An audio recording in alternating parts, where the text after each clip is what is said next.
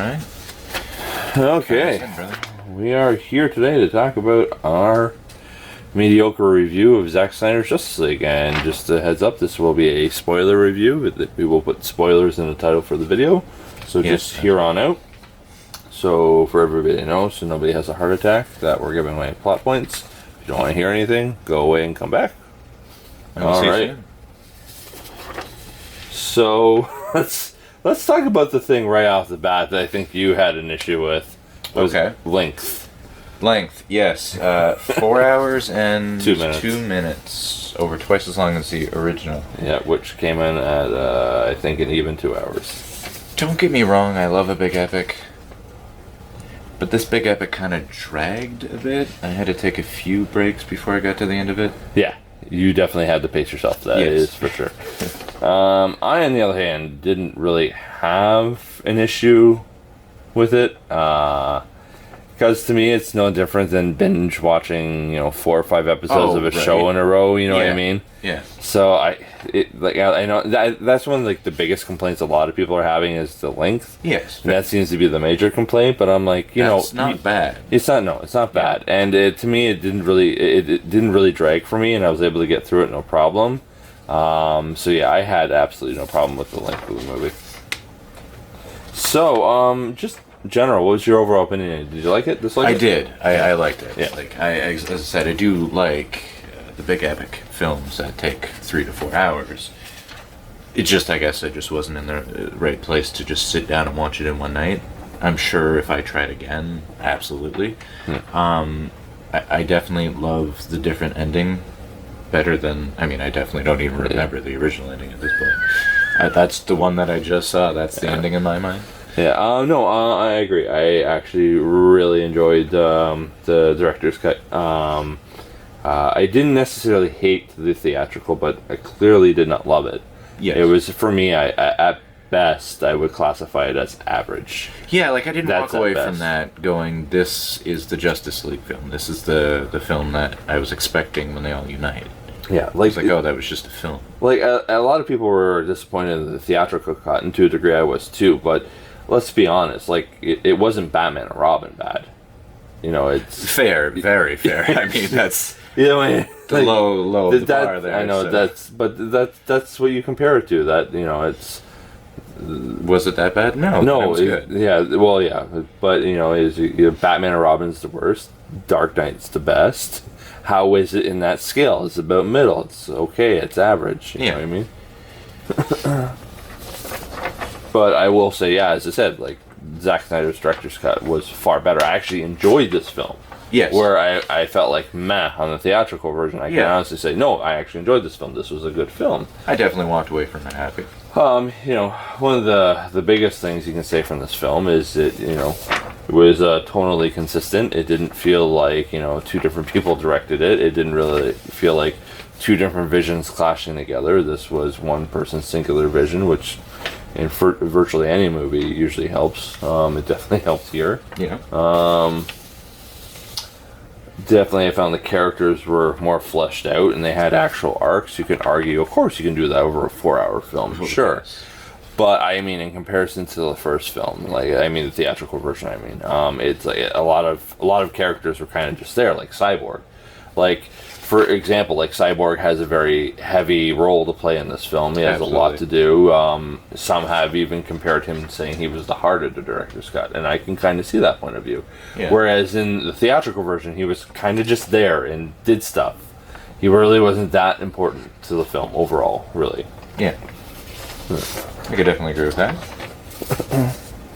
A good change that I did see was Martian Manhunter was in it. Yeah, I agree. That was one of the things I put down too that I wanted to talk about. Is it was nice seeing him, even for the 2 brief scenes he was in. Yeah. Granted, he didn't do a lot, but it was just nice finally seeing him in the film.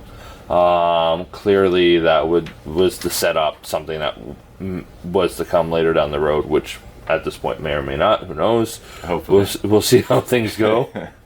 It doesn't seem like Warner Brothers really wants to continue Zack Snyder's vision, but depending on how much money this makes for HBO Max, I have a feeling there are certain people at Warner Brothers that aren't going to have a choice but to say, okay, fine, we're doing a sequel. Yeah, absolutely. Another good change that I noted was no family at the nuke plant.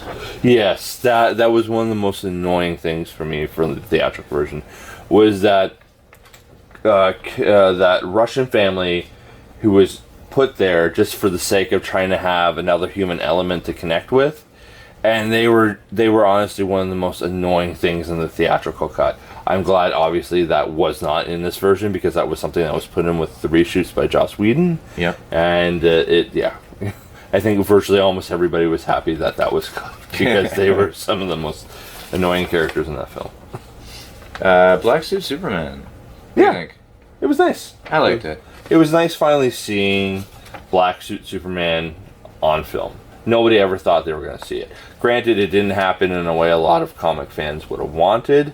I think a lot of you could say that about a lot of things that happened in these films didn't happen the way hardcore comic fans would have wanted. Absolutely. But just for the sake of seeing the black suit on film in live action, it was nice. Will we see it again? Who knows? But hopefully as well. Steppenwolf's design. That was one of the things I noticed right off the bat. Steppenwolf, his design was far better. It was definitely an upgrade. I felt like in the theatrical version, it was somebody doing a bad cosplay of like a Shakespearean play. Yeah, I could definitely see that. It's like it almost feels like, the version of Steppenwolf in the Snyder cut was, the real version of the character, like the design of the character, and the version we saw in the theatrical version was, basically like some 20-year-old's cosplay costume from a Comic-Con based on that. Yeah. That's what I really felt like. It was like, oh, it looks like somebody put effort into this and a little bit more money. His armor was almost like it was controlled by his mind. I really like that. Yeah, it was pretty good. Sorry, I just got distracted there for a second. Yeah, no, I honestly enjoyed his armor. It was an upgrade for sure. It was more of a like. When I was watching it the first time, it reminded me of something which I'm completely blanking on now. And if I remember, I'll just put a text over later on. If not, well, I couldn't think of it. But it's definitely like a very like armory, spiky chainmail kind of idea going for it. Yeah. But there was something that specifically reminded me of the first by time. His emotions? I think it's not necessarily emotions. I think it's controlled by he psychically controls it. It's a thought controlled kind of armor. Like it can come on and off at his will. Yeah. So. The anti-life equation was on the planet the whole time. Okay. So yes, this is something. Okay. That I'm going to go on a bit of a rant here. I know. This was one of the things I found about the director's cut that I found just stupid. First off, if Darkseid comes to this planet and has this gigantic battle with everybody and loses, you're not going to forget the planet you had your greatest defeat on. No, that would haunt me. You're going to remember that planet. You're going to remember where that planet is, and you're biding your time before you go back to that planet. Especially if you left the mother boxes there in the first place on top of it, and you discovered the anti-life equation while you were there. But somehow, where was that again? That's what I mean. But somehow, Darkseid conveniently forgot where this backwater world was. But he was injured and forgot because he was injured. But still, you think the spaceship's flight computers would have remembered the navigational course? You know what I mean? Yes. Or somebody somewhere. Somebody somewhere. Flight path from here to there. Absolutely. Yeah, because you would have had to have coordinates to get from Apocalypse to Earth. Yeah. So it's somebody somewhere would have remembered, but everybody conveniently forgot where this planet was. Or they were just keeping it from him. And that's another thing on top of it too.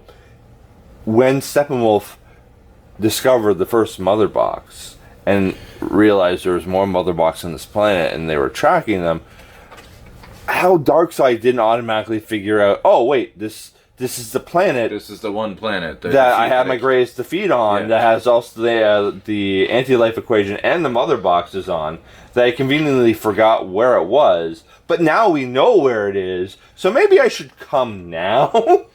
Instead any of point, yeah. just waiting for Steppenwolf just to screw up. Yeah. Because if he brought his armada from, like, the time past in that film, Yeah, I know. how long does it take him As soon to as like, oh wait, he found a mother box. Okay, get the Armada there. We're going back. Yeah. It's like you know the other mother boxes are going to be there, and you know the anti-life equation is going to be there. And to wait before to everyone the knew end that. of the film for Steppenwolf to figure it out, and then tell Darkseid, and Darkseid's like, what? Oh yeah, I remember that place now. Did he get defeated on thousands of planets? You know what I mean? Like, No, this is the only planet Right. he's had his greatest defeat. So I'm like, okay, you think someone would remember where that place is? Just saying. yeah. What else you got? Well, one thing I enjoyed that I thought was an improvement. There was a creepy scene in the original. Well, it's somewhat creepy. It was more borderline awkward than creepy. Some people refer to it as creepy. I think more awkward. When Lois and Clark first end up back at the Kent farm. Okay. Lois's line is, "You smell good." And his line is, "Did I not before?" In the director's cut, you understand what the original line was. She says, "You spoke." And his answer is, "Did I not before?" Because when they land, he actually says something, and that's the first time he's spoken since he's been resurrected. Okay. Which makes a lot more sense, and that line, "You spoke," is far better than, "You smell good." Did I not before? And just some things I will, even though I did enjoy this film, there's a few critiques I had, Okay. and I'll say them out loud. One thing I found massively overindulgent, and somewhat annoying, was the Icelandic women singing that sea shanty to Aquaman as he like swam away. Yeah. And then that one Icelandic woman that walked up and picked up his sweater and creepily smelled it like a stalker, and then started singing louder than the rest of them. It's like, okay, this scene honestly was not necessary for the theatrical cut, and it honestly was not necessary for the director's cut either. No, we could have done with Especially when you have a film that's over 4 hours. That is definitely one scene you could have lost. that. Yeah, absolutely, I agree. And another thing, I know a lot of diehard Zack Snyder fans are going to get mad at me for saying this, but I don't care. One thing I will say I enjoyed more about the theatrical version than this version was the score. Danny Elfman scored the theatrical version, and Tom, I think it's Holkenborg or Helkerborg. I forget how you pronounce his name. He's a Dutch composer. Okay. He's better known by his stage name Junkie XL. He scored the director's cut, and I understand Tom, or Junkie XL, is who Zach wanted to score the film from the beginning, and that's fine. And I get it. So he got to do his director's cut, so he got to bring on the composer he wanted to score the film. And I will admit, there are a couple themes and musical beats in this film that I do enjoy, that Tom composed, but overall, I enjoyed Danny's score far better. Yes. And that was the only thing I felt was kind of missing from this, was the superior score. Yeah. And it just comes with, and I like Junkie XL, don't get me wrong. I've enjoyed scores he's done before. And he's done a lot of great remixes for songs. Right. Like that one Elvis song, I forget, I think it's a little more conversation, a little less conversation. Yeah. He did a remix of that song years ago, and it was awesome. And he's done remixes to other songs I've enjoyed too. And as I said, I've enjoyed other scores he's done. But in comparison to what Danny did for the theatrical version, I enjoy that more for sure. Fair.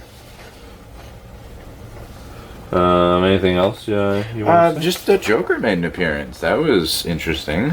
Yeah, that I, even though I'm not a fan of Jared Leto's Joker, I'm still not really a fan of Jared Leto's Joker. It was nice finally seeing the Batman of this universe actually interact with the Joker of this universe. Did he not? No, this is the first time the two of them have ever been on screen together. They both were technically in the same movie. Yes, Suicide Squad. Suicide Squad. They never interacted. But they never really interacted, and the closest they interacted was when Ben Affleck's stunt double landed on top of the car Joker was driving as Harley Quinn was shooting at the roof.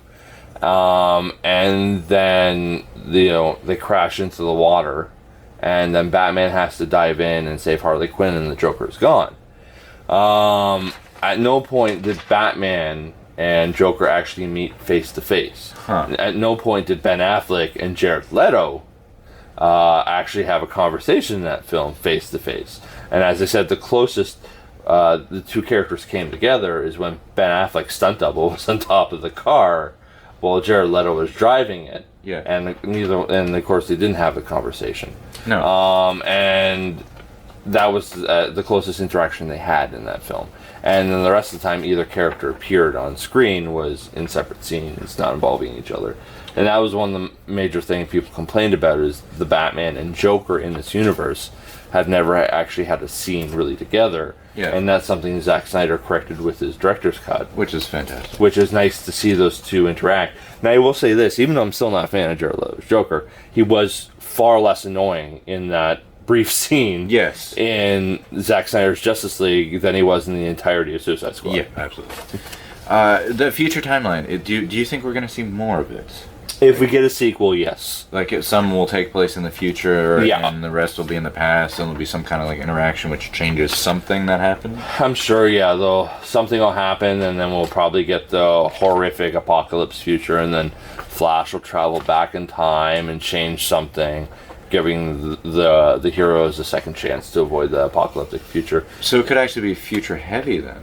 It could be. It also depends on how much time they get allotted for the future sequence, how much money they have towards the budget of the film, and if, Zack Snyder gets to make a sequel, which he wants to do, and the fans want him to do. And even, it seems from the rumors online that HBO Max, the streaming service, is backing him to do. But the head honchos at Warner Brothers, like Warner Brothers Studios, Warner Pictures, they don't seem to want that. So now there's kind of a divide about, the studio wants to go one way, the streaming service wants to go another way. It honestly depends on how much money this makes for HBO Max. Yeah. Because if it's as successful as a lot of online commentators and analysts are saying it is right now, in the long run, the head of AT&T Time Warner will probably end up making that call, saying, no, this is going to make us money, this is going to help out the streaming service, or help our film department after the beer bug is over, get people back in theaters seeing a film people actually want to see. And I have a feeling that's what's going to end up happening. And he's the one who ended up, I forget the guy's name, but the head of the company, AT&T Time Warner, is the one who made the call allowing the Zack Snyder's director's cut to happen in the first place. Oh, that's good. Because Warner Brothers didn't want it. And he was the one who stepped in and said, no, we need content for a streaming service. I'm going to allow this to happen whether you like it or not. And we will basically go from there. And now it's here, and it's successful, and Zack wants to make a sequel, and the fans want to make a sequel. And even people who really weren't a huge fan of Zack Snyder's films, who actually enjoyed this one specifically, like me, want to see where the story goes. And as I said, I think it's just a matter of time before the head of the company steps in again and says, you know what, Warner Brothers Pictures, I understand how you don't want this to happen, but for the sake of our streaming service, for the sake of money, for the sake of getting people back in the theaters and seeing a film, and making you guys money for your department, I'm going to have to step in and use common sense and saying we are leaving money on the table by not doing this. And in a time where everybody's struggling and trying to get back on their feet after that horrible thing that happened in 2020 and carrying on into 2021, it makes logical sense to say, okay, we have a way to create revenue. We're going to do it. We're going to, put our egos aside and do what's best for the company and what's best to, keep people employed and put money in their pockets so they can put food on the table and a roof over their head. So I guarantee at some point down the road, I have a strong feeling we will see a sequel, whether it's fully theatrical or just on HBO Max, who knows. But I have a feeling at some point Zack will get his way and probably get a sequel. Well, I am honestly hoping so, because it was pretty good, and I like to see where they can go from there. Another thing I liked about this was Joe Morton's expanded role. The actor Joe Morton is most well known for playing Miles Dyson in Terminator 2. He plays Silas Stone, Cyborg's father. Okay, yeah. He's a really good actor. I really enjoy him in virtually anything I see him in. And it was just nice to see in this version he had a much more expanded role and a much more important role. Yeah. Whereas in the theatrical version, he was another character who was kind of just there, and another character who kind of just came and went. Yeah. And it was nice to see him have more to do and be more important to the overall story. Very fair. And your previous statement answered my last question, which was, what does this mean for the DCU? Hopefully, good things. Yeah, hopefully. I also want to comment. It was, even though it wasn't a huge role, it was also just nice seeing Ryan Choi. Yes. It was honestly nice seeing a version of the Atom, even though he didn't become the Atom, was kind of setting up for something that would happen in the sequel. And it was kind of nice just seeing a potential Asian superhero on screen. Yeah, especially in an age where everybody's clamoring for diversity and diversity in film and on television and more prominent roles. It was just nice to see an actual potential Asian superhero in a superhero film. And granted, he didn't become the Atom in this one. Maybe he will in the next one. Clearly, if we get a sequel, you'll see him again, and he'll be the Atom. But that's the thing, though. Like, his character wasn't even in the theatrical cut at all. Oh wow! Not even a brief scene. Oh wow! See, that's how much I remember the original. Yeah, it kind of comes and goes. It really does. It's like, honestly, it's comparing like the theatrical version to like a McDonald's Happy Meal. You eat it, you enjoy it while you're eating it, and then once you're done, you forget about it. Where this is more like, a Big Mac meal, a McDonald's, or a big extra meal. Yeah. Yeah, sure, it's still technically fast food, but it's a slightly more enjoyable experience. It kind of lasts a little bit longer with you, and you don't get as hungry as quick after. That's very true. Anything else to cover there, brother? It's something I was just thinking about the way the film's opened. I kind of almost set you up for what you were expecting. The theatrical version opened with a much more somber opening. It opened with like Superman's wake, and then had set a very somber tone for the film. Yeah. Whereas this one had a very, very more grandiose dynamic opening with the death of Superman, revisiting the death of Superman from the end of Batman v Superman: Dawn of Justice. And having that be what sets off the activation of the mother boxes. Yes. And that's another thing too. I didn't like about the theatrical versus the director's cut. And the theatrical, they state it's been like a year since Superman died. Yeah. Whereas in the director's cut, it hasn't been a long period of time since Superman's died. It's been at best maybe a month. It's kind of never officially stated, but they implied it's not a huge amount of time since Superman died to where they are now. Yeah. For me, that just felt better. It felt better that this didn't, at worst, maybe it took place a couple months after the events of Batman v Superman versus a year. Like, so he's been dead a year, now he's back. I felt like there was a lot more that could have happened in that year. Yeah. To get them where that they could have explored, but didn't. So I was like, why did you even bother having it take place a whole year after? I felt like that was unused potential for them. Okay. For the theatrical version. Plus, on top of it, too, it's going to be harder to explain Clark's return after a year. After it being presumed dead for a year, as it being presumed dead for, say, a month. And, it's like, oh, it turned out he was just unconscious in a coma. no ID on him. He was in the hospital. He was a John Doe. He woke up. He's fine. He just... We won't comment to the fact that he returned around the same time Superman did. Don't look into that too much. Also, don't look at him too much in his face. We don't want you to really see Superman and him side by side. We feel the glasses thing, might not cover the identity enough. So just don't look at him too much. You put a pair of glasses on, you're a different person. We all know that. Sorry. It's funny for back in the day, but for nowadays, it's like... It really doesn't work. It is like, seriously, like, oh, glasses on, glasses off. Oh my God, you're a different person! Wait a minute. Clark posed for a photo of the place he went to with the group of people he was with, and Superman... Nah, they can't be the same person. It's like, wait a minute. I never noticed how Clark looks a lot like Superman, but he has glasses. It can't be him. No, exactly. It is almost like the callback to another teen movie.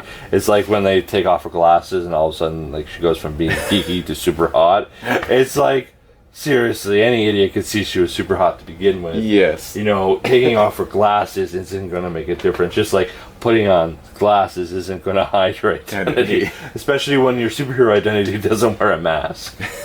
I'm sorry, just that's something everybody comments on. Totally works. We'll stand by it.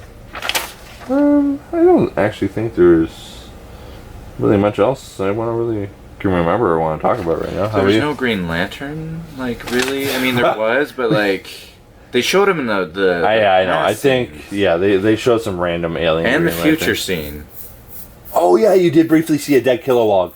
But not in the even nightmare just sequence, a glimpse of him. No, because at this point they didn't have an actor cast for Hal. You could have gave me Kilowog. I know. But what they did, they gave you a dead version of Kilowog for about 5 seconds. Which would have made a bit more sense. But yeah, I know. I think Kilowog, something's coming. From what's been shown online for what Zack Snyder originally wanted to do, basically it doesn't seem like they're going to have a human Green Lantern in the story at all.